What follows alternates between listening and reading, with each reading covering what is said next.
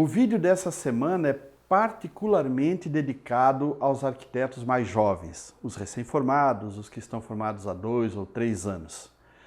Nós trouxemos alguns colegas experientes para conversar sobre um assunto que raramente é abordado de forma límpida, transparente e sem nenhum tipo de restrição nas conversas do dia a dia.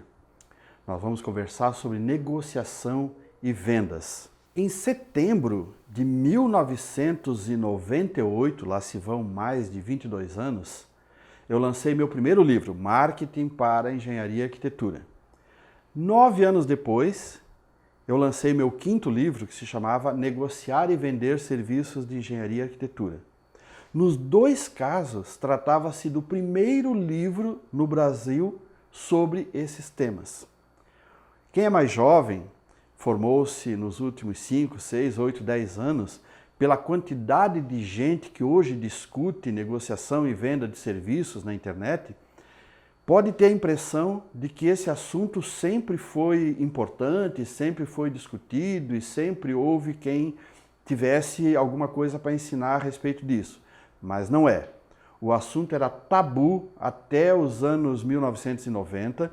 Era um tempo em que achava-se que marketing era uma coisa de quem não tinha um trabalho de qualidade, que negociar e vender era só necessário quando você não produzia algo de valor, porque quem tinha algo bem feito era beneficiado pelos clientes que corriam atrás desse trabalho. Enfim, eram outros tempos e outra mentalidade.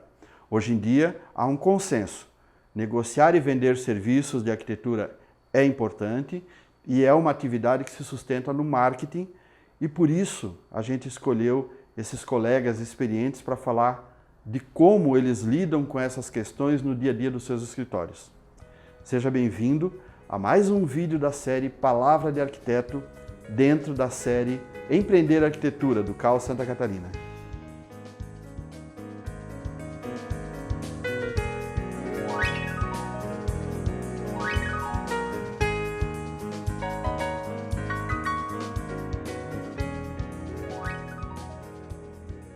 O nosso primeiro entrevistado é o arquiteto Antônio Botelho. Ele tem um escritório em Rio do Sul, no interior do estado de Santa Catarina. O escritório dele tem mais de 30 anos e, portanto, ele tem uma vasta experiência em negociação e vendas de serviço. Nós fizemos a ele, assim como fizemos aos outros colegas, as mesmas perguntas. Nós perguntamos como está organizado dentro do seu escritório o trabalho de negociação e vendas. Nós convidamos o cliente para uma reunião no escritório, onde é apresentado todo o processo de elaboração do projeto, as etapas desse projeto, o que envolve em termos de encaminhamento da prefeitura, de documentação e o referente também aos projetos de engenharia complementares. E nessa oportunidade nós apresentamos para ele também os nossos projetos similares ao que ele pretende, para que ele fique com o conhecimento do nosso trabalho. E quem organiza o material de apoio para as vendas, para as negociações? Esse material de apoio é organizado pelo arquiteto responsável, tá? E com o suporte da equipe técnica do escritório. E quem elabora as propostas comerciais? As propostas comerciais, elas seguem um padrão que nós temos no escritório e são adaptadas, evidentemente, às peculiaridades de cada cliente. Elas são elaboradas pelo arquiteto responsável, sempre com a participação da arquiteta gestora. Quem participa dessas negociações? O arquiteto responsável, que ele é incumbido dessa negociação diretamente, mas sempre com o posicionamento e a discussão com a arquiteta gestora. No fim, quem é o responsável pelo fechamento da negociação, pelo fechamento do negócio? É o arquiteto responsável que cuida diretamente dessa parte, tá? Com o apoio da arquiteta gestora, que é quem cuida efetivamente dos aspectos comerciais e financeiros do escritório. Vamos ver então como essas questões foram respondidas pelos nossos outros convidados. Como é organizado no seu escritório o trabalho de negociação e vendas? Quem organiza o material de apoio para as negociações? Quem elabora as propostas comerciais? Quem participa das negociações e quem fecha os negócios? Quem é responsável pelo fechamento do negócio? O trabalho de vendas do escritório inicia com a formatação dos serviços. Eles, obviamente, precisam ser relevantes para o cliente consumidor de construção civil. A nossa primeira reunião pessoal ela é aqui no escritório e na presença de todos os tomadores de decisão daquela família ou daquela empresa. Além de mim, participam dessa reunião a nossa engenheira civil de complementares ou o nosso engenheiro civil de obras. Para essa reunião, nós temos formatado um material impresso e também em vídeo, que demonstram toda a metodologia, as fases do contrato e também o resultado daquele contrato. A primeira proposta de valores ela já é apresentada nesta primeira reunião, para que a gente possa lidar pessoalmente com as objeções do cliente. Uma proposta comercial segue depois por e-mail e por WhatsApp, documentando a conversa, e a negociação segue entre mim e o cliente até o fechamento ou não daquele contrato. Em primeiro lugar, nós definimos quais eram os serviços que nós iríamos oferecer aos nossos clientes. Parece simples, mas isso gerou uma grande discussão interna e também necessitou uma pesquisa de mercado. Na sequência, nós elaboramos um material de apoio junto com uma agência de marketing. E o terceiro passo foi fazer o mapeamento desses leads e iniciar uma prospecção para novas vendas. As propostas comerciais são elaboradas por mim, mas sempre com o suporte do meu sócio. E sempre que possível, ele participa também das negociações e dos fechamentos de contrato.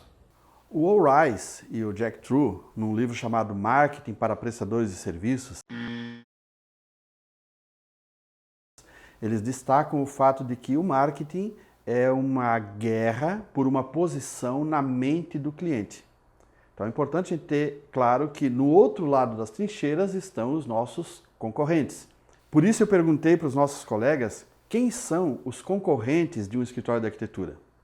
Vamos dar uma olhada nas respostas.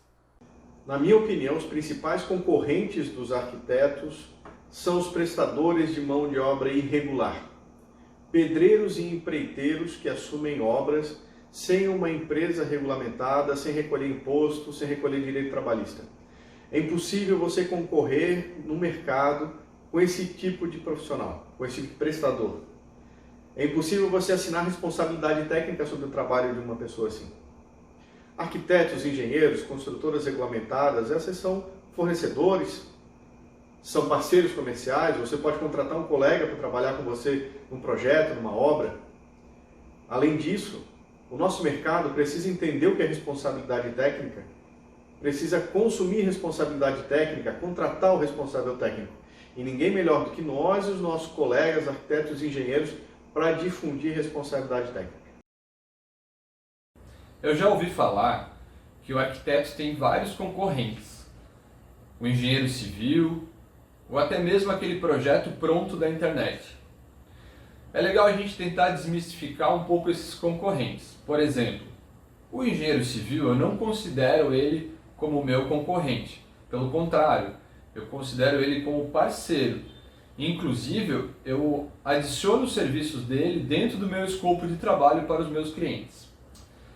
Com relação aos projetos da internet, eu fico em dúvida quem é que fez esses projetos, para qual cliente ele foi feito, e inclusive esse tipo de projeto dificilmente possui uma responsabilidade técnica. Historicamente, sempre foram os engenheiros civis e os designers de interiores. Mas hoje em dia, com a quantificação dos profissionais de arquitetura, eu entendo que o campo da arquitetura, a concorrência de arquitetos com os próprios arquitetos. É importante que essa concorrência tenha o caráter de ser um aspecto salutar, ou seja, ela propicie uma melhora qualitativa nos serviços, ao invés de gerar uma concorrência desleal ou inconveniente.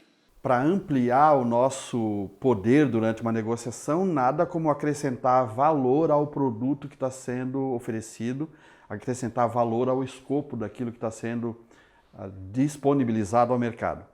Então a pergunta que foi feita para os nossos colegas é: o que se pode fazer, de que forma se pode agregar elementos de valor no escopo do serviço de arquitetura? Cada vez mais é necessário um profissionalismo acentuado dentro da atividade da arquitetura. Tá? Eu entendo que, para isso, as propostas de serviço têm que ser muito claras e compreensíveis ao cliente. O grafismo de apresentação tem que ser... É absolutamente necessário que ele seja impressionante ao cliente. Tá? E entendo também que os escritórios têm que dar um suporte, tá, ao relacionamento com o cliente, de maneira que o cliente fique sempre suprido e absolutamente satisfeito com esse relacionamento. Para obter um diferencial competitivo, os arquitetos precisam, a princípio, entender a natureza do seu trabalho.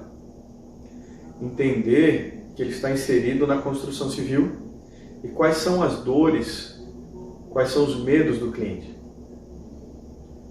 Todo mundo já ouviu falar que construção dá dor de cabeça. Todo mundo sabe que o cliente tem medo de estourar o orçamento, medo de estourar o prazo. Um grande diferencial competitivo, na minha opinião, é o arquiteto de chão de obra. O arquiteto que entende que o seu projeto ele só vai sair bem executado com um acompanhamento de obra.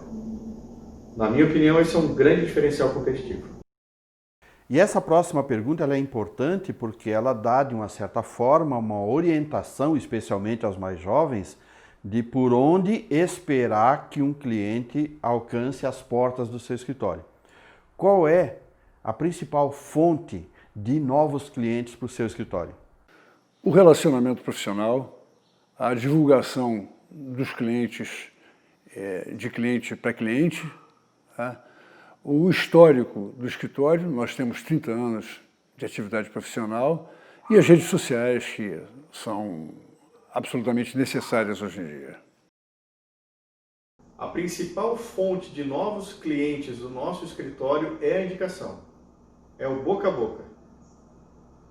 Clientes do passado que indicaram pessoas do seu círculo de relacionamentos, pessoas essas que tiveram a oportunidade de conhecer projetos que desenvolvemos ou obras que executamos, de conversar com os clientes sobre o tipo de serviço que foi prestado, como é que o desenvolvimento desse serviço aconteceu e sobre a qualidade, o comportamento daquele trabalho pós-entregue ou pós-executado. O cliente que vem da execução, ele tem uma conversão muito mais fácil. Ele chega seguro da nossa capacidade e seguro do que ele quer, porque ele já teve condições, já teve a oportunidade de conhecer o nosso trabalho. Mesmo tendo o escritório há bastante tempo, a principal origem dos clientes vem através de indicações. Mas já faz agora pelo menos uns 2 ou 3 anos, a gente vem tentando mudar isso através de planejamento estratégico, investimentos em marketing e outras formas que a gente consiga trabalhar a vinda de novos clientes. Isso é muito importante porque a gente consegue oxigenar e trabalhar diferentes nichos de mercado. E por fim, uma pergunta que vai estar presente sempre nesses vídeos da série Palavra de Arquiteto: qual é a recomendação que vocês dão para os novos profissionais que estão entrando agora no mercado, para que eles possam fortalecer o seu trabalho de negociação e venda dos serviços de arquitetura? Em termos práticos, evitar a qualquer custo o retrabalho. Em termos conceituais, eu daria como sugestão o lema que nós adotamos no escritório. Número 1, entender muito bem o desejo do cliente. Número 2, a criatividade na busca da melhor solução para o cliente. E número 3, o planejamento para que o processo de elaboração e desenvolvimento do projeto seja tranquilizador para o cliente. Se você é recém-formado em arquitetura e urbanismo, escolheu ter o seu próprio escritório de arquitetura, a minha recomendação é que você procure parcerias com escritórios de engenharia e arquitetura da sua cidade, de preferência os maiores e melhores, vai fazer uma diferença tremenda na sua história profissional. Procure entender o funcionamento desses escritórios. Procure entender como é que se dá a relação com o cliente, da prospecção até a entrega dos serviços. Procure formação sobre vendas. Você não vai ter projeto para desenvolver se você não vender. Aprenda a escutar o seu cliente. O cliente ele traz as objeções, traz os medos, traz as expectativas. Ofereça o que ele precisa. Capacite-se. Para quem está entrando agora no mercado, a dica que eu dou é se organize e procure anotar todas as suas horas trabalhadas, inclusive as suas despesas diretas.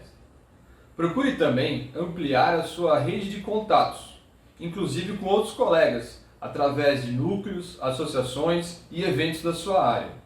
E durante a negociação, fique tranquilo, estude bastante o seu cliente e faça uma boa apresentação.